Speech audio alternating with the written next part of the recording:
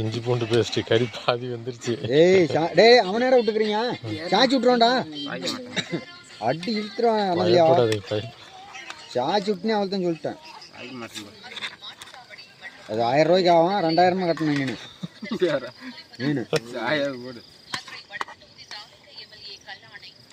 நல்லா கிண்டுற, அடியில் கருத்து தூக்கி விட்றான் மேலே மெதுவா.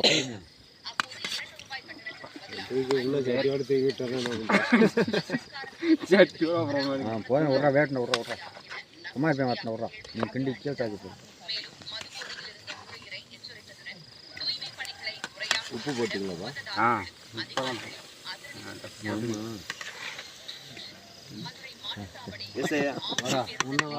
அரிசி முடிஞ்சோன்னா கோழி இருக்கு போ, 2 கோழி